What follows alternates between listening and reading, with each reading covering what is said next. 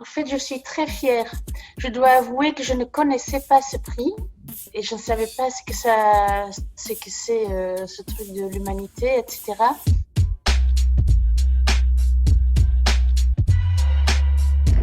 Et en fait, je suis très fière parce que ça représente quand même aussi une idée sociale et politique comment dire, qui me plaît. C'est un peu bizarre de dire ça, mais qui m'attire.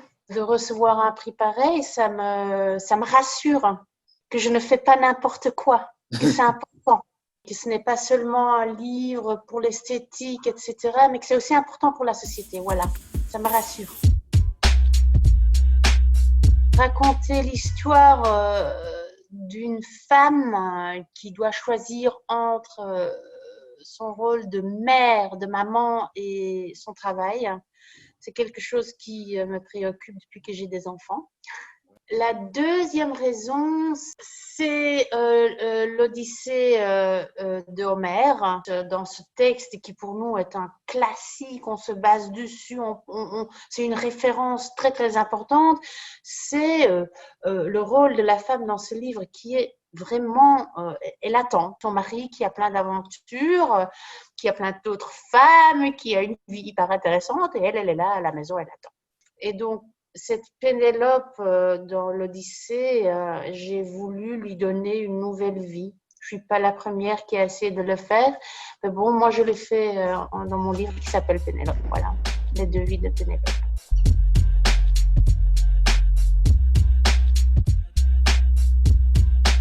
Je voulais en fait vraiment avoir un conflit intérieur fort pour cette femme. Donc, je voulais qu'elle ait une raison dans son travail qui est qu'elle fasse un travail vraiment, vraiment important. Elle sauve des vies. Et donc, je voulais contraster cela avec l'intimité de la maison, qui est d'ailleurs cette maison qui est dessinée dans la BD aussi. Le monde, il vient, il rentre dans ta maison bien intime et paisible. C'est toujours comme ça. Et donc, je voulais contraster cela. Et donc, voilà, elle est devenue médecin pour Médecins sans frontières. Et en fait, Syrie, je l'ai choisie parce que j'ai parlé avec un médecin de Médecins sans frontières. La guerre en Syrie, elle est très proche aussi. C'est pas très loin de chez nous. Et voilà, je trouvais ça intéressant de contraster ces deux-là et de montrer comment une guerre, même si elle est très loin, elle est toujours chez nous aussi. Pénélope, dans l'Odyssée, elle tisse. Donc, c'est un symbole très fort dans l'Odyssée. Elle tisse le linceul pour le père d'Ulysse et elle le défait chaque soir parce qu'elle dit quand j'ai fini de tisser, je vais me remarier, je vais prendre un nouveau mari. Mais elle ne veut pas. Donc, elle défait. Et donc, cette idée de tissage qui est un véritable, qu'on associe quand même avec la femme, je voulais l'intégrer dans le livre et donc j'ai essayé de tisser les pages, donc j'ai évité d'avoir donc tout est collé comme dans un tissu, donc c'est vraiment interwoven, on dit en anglais, c'est comme ça, voilà. Et donc j'ai fait tout le visuel comme ça, aussi parce que Pénélope, elle rentre de cette guerre de Syrie, elle rentre chez elle et tout est lié, elle est là avec sa famille interconnectée, tout le monde est connecté et elle veut échapper de ça, mais il n'y a pas d'espace pour échapper.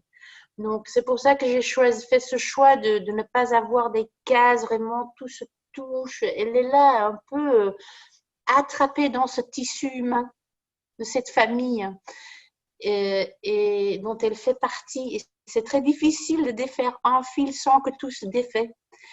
Et voilà, ça c'est un premier choix. Le choix pour l'aquarelle, ça c'est un choix plutôt physique. J'ai une maladie de muscles. Avant, on pensait que c'était lié au travail de dessin, mais en fait, on a découvert que j'ai une maladie de muscles qui fait que je ne peux pas travailler mes muscles trop fort. Donc, l'aquarelle, c'est une manière très légère de travailler. Ça s'évite, c'est léger, donc c'est moins dur pour mon corps. Mais après, je me suis rendu compte qu'en fait, cette aquarelle, cette transparence, elle allait bien avec l'état d'âme, d'esprit de Pénélope. Elle se sent disparaître dans cette famille. Elle ne se sent pas partie, donc elle se sent un peu transparente. Je trouvais ça plutôt joli. Le choix des couleurs, j'adore les couleurs. J'adore aller dans les magasins d'art où je peux acheter des milliers et des milliers de couleurs. Pour ne pas me perdre, je choisis une palette.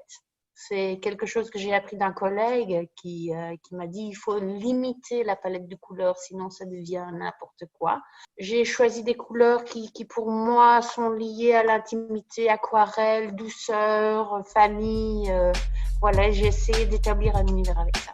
C'est les choix que j'ai fait. Merci à vous.